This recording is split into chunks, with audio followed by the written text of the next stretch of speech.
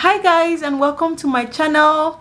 My name is Betsy Oji Ofwebu. I'm a chartered accountant with the Institute of Chartered Accountants of Nigeria, with ACCA and CPA Canada. Yeah, I know. So today I'll be talking about how to pass ACCA's SBL. Yeah, SBL, which is a compulsory paper in the professional level. It is strategic business leader, but I think you already know that. I mean, if you're watching this video, right? So let's get right into it. A background of the SBL paper is that the SBL paper, it's a massive case study paper. That's the way I'm going to describe it, because that's what it is really. It's a paper that tests a lot of ACCA past papers, right? All what you have learned in like your skills and application level, different concepts here and there, a bit of SBR, a bit of audit, you know, some minimal tax knowledge coming in here and there, and some AFM, PM, something being tested. Like I said, it's a holistic paper, right? Now, SBL as a paper as well is one paper that I know tests your time management. Why does it test time management? Because you are going to be there as some kind of consultant. You will have a lot of information about the entity itself, about the environment the entity operates in, about some kind of, you know, proposal that the entity wants to do, some kind of business where they're branching off or something. There's just going to be something happening that you'll be required to use all of this information and prefer a solution. Now, how would you prefer the solution? In some prescribed format. So this is another paper that's going to tell you, okay, I want you to prefer your solution in an email to the director, or in some kind of PowerPoint presentation, or some kind of briefing paper, or some kind of memo, or to your, I don't know, audit partner, assuming you're, you know, taking the role of an auditor or some kind of audit associate in the, you know, in the case. Anything really. So this is a very holistic paper. Think of it like a role play, like you're literally going there to act a movie.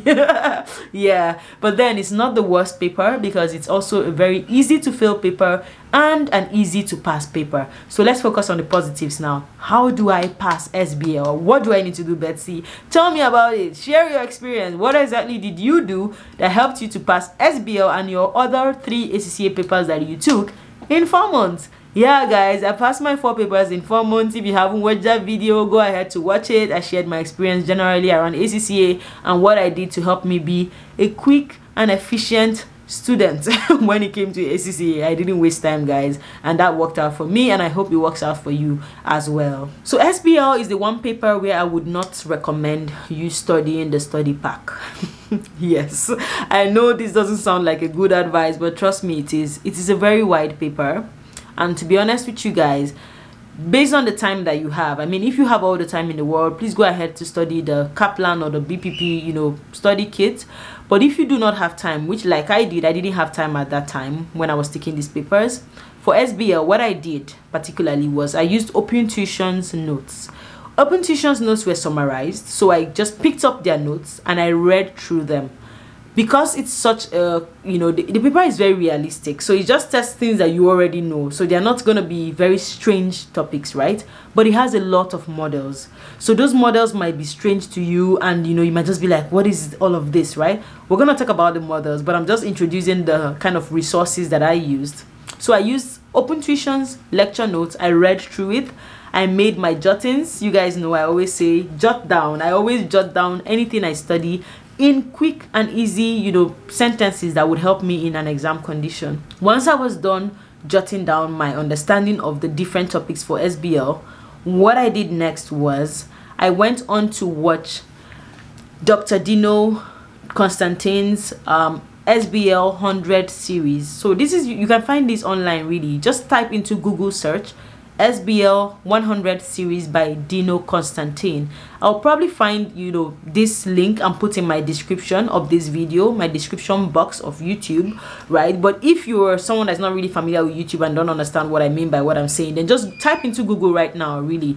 SBL 100 series by Dino Constantine. You will see his lecture you know, slides come up and the videos. So he did a 5-day 2-hour, you know, per day video series on the 100 areas that you should know as a student before you walk into an SBL paper. Trust me guys, watch this entire 5 videos, you would be grounded in SBL, at least at a high level, to be able to attempt your cases. Now, once you are done watching Dr. Dino's series, go ahead to attempt 2 past questions for SBL. Do not solve more than 2. I'm saying this because the truth is they're not going to repeat any case. So regardless of how many you solve, you can only even end up confusing yourself, right? Because these are, like I said, lots of exhibits, lots of twists and turns and ethical issues. Trust me, guys, you don't want to confuse yourself. So long as you understand the basics from those open tuition notes and Dr. Dino's summarized series and all of that, please go ahead to practice 2 questions. Now, the first question you can practice without setting yourself a timer and all of that. Just basically read through the question, attempt it. You can easily go back and see the answers and know, okay, what did you miss and what didn't you miss. The next question, whichever diet you pick, whichever question you pick, this one, practice it under exam condition. It's a 4-hour paper, guys, so it tests your time management, and you don't want the exam to be your first ever time of practicing under that exam condition. You would likely fail. You wouldn't fail, I'm not saying you will fail, but you would likely fail if you have never practiced under an exam condition. Please do so. Sit down, time yourself, give yourself 1 case study, and try and answer it within the time. Use all of that information. If nothing else, it's going to give you an idea what 4 hours sitting down feels like. And then it's going to tell you how quickly you can scan through, all the exhibits that you are provided and quickly go into answering the questions. So guys, you need to do that. Now, in the exam itself, what are the techniques that SBL tests? SBL is going to test your ability to sound professionally and act professionally. So like I said, it's a role play, right? So when you're providing your answers, please stick to the examiner's prescribed format per question. It will be stated, write a briefing paper to your partner discussing the this that. Please use a briefing paper. It could also say prepare some presentation slides for a committee or something.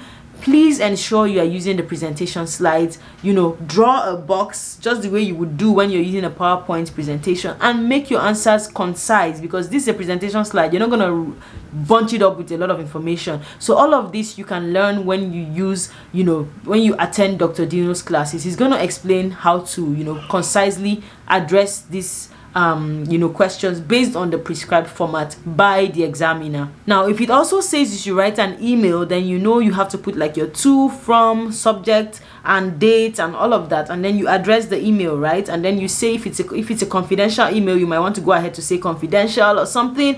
Where you need to issue a disclaimer, you know to put a disclaimer. Where you do not need a disclaimer, all of those kind of stuff. Those are the things that are like the exam techniques. You want to get all your professional marks, right? This exam would give you 80% of technical marks and 20% of professional marks.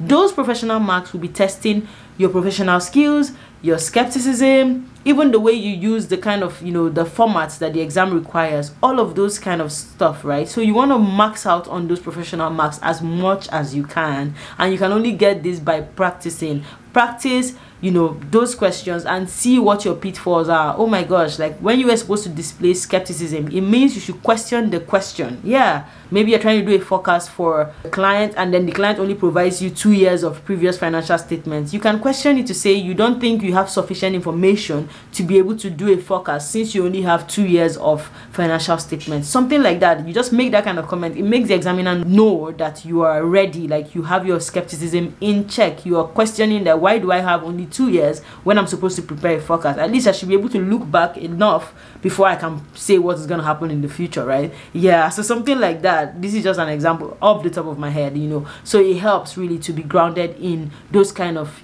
professional skills before you take your SBL paper. Another key thing that I think will help you pass the SBL paper once you have practiced on your own is to watch the ACCA Pakistan's practice to pass videos. If you've watched my other videos, you will hear me talk about them a lot. Now, because they are 3 hours each, you might not have the luxury of time to watch the entire series for a diet, But even if you can only watch about 3 videos for SBL, it would help you, because again, they would buttress a lot around the examiner's, requirements and how you are expected to show the technique of answering SBL papers, and I think they will come in very handy to you to help you pass the exam. Now, another major part of the SBL paper is the models. So a lot of people are always confused. Do I need to know all the models? How exactly am I supposed to answer the questions when it's, it requires me to use a model or something?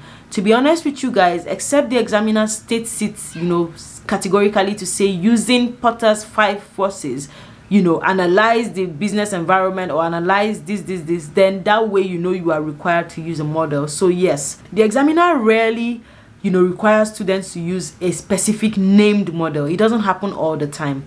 Even if it asks you to use a model and you, in that exam condition, you cannot remember the model or the way it was, which of the diamonds come before which and all of that, please go ahead to answer the question on the basis of the information that's provided to you. Do not waste a lot of time thinking about the models. Just be able to analyze an information given to you based on the details that you have. So if he's talking about the customers of the clients, you read through what the examiner has said and begin to make comments about those customers. You don't need to say, oh, this is customer buyer power, purchasing power, whatever, competition or rivalry, all of those kind of stuff. This is not the time. If you cannot remember, don't stress on it. I don't think you need to stress on it.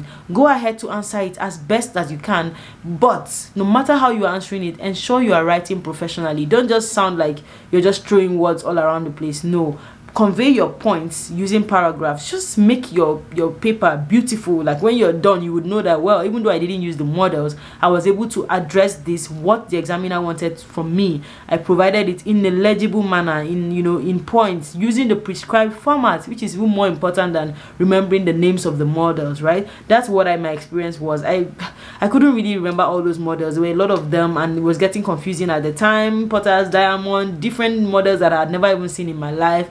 There was just no way I could start at that moment trying to memorize all of those models. But for the few models that you want to memorize, since if you're a model person, please use mnemonics. Mnemonics are like, using like the first letter of every word to kind of form a rhyme that you can remember when, you want to bring it to your memory, right? So yes, you can use mnemonics and, memorize a few models, but I would say don't stress on your models. Trust me, SBL paper doesn't test models. It actually tests analytical skills, like your ability to analyze information and make sense out of it and produce some kind of report that will be used by either internally if you're taking the role of a consultant within a firm, or externally to your client if that is the role that you are taking in the question. I think one important thing to do for SBL, if you are using a tutorial center or you have someone who has done the SBL paper before, you can have them, review your answers for that one. I said to practice one question under exam condition.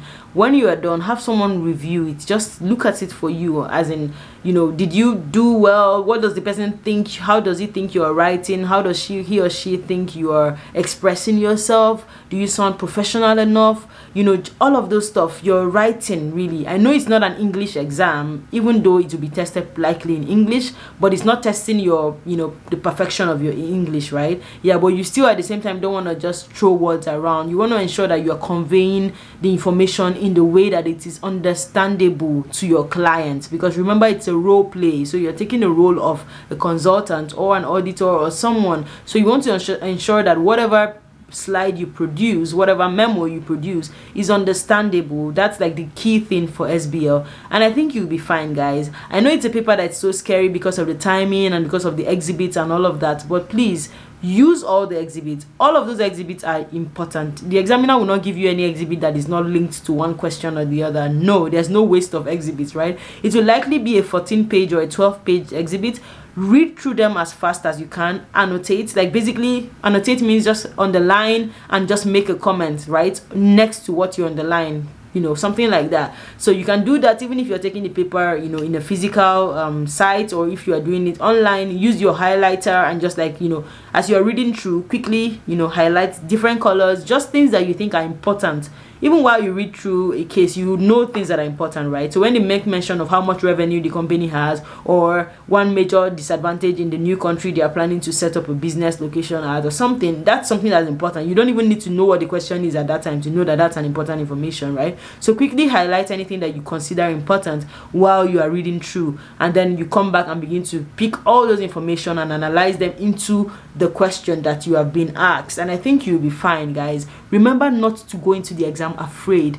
That's the plan of the devil. He wants you to go in afraid and think you're gonna fail. Do not go in afraid. Just go in confident that whatever it is the exhibits are, you'll be able to quickly read through them. Allocate some time to reading through the actual exhibits before you begin to attempt it. Don't just go in starting to write, because the truth is that the exhibits are a lot.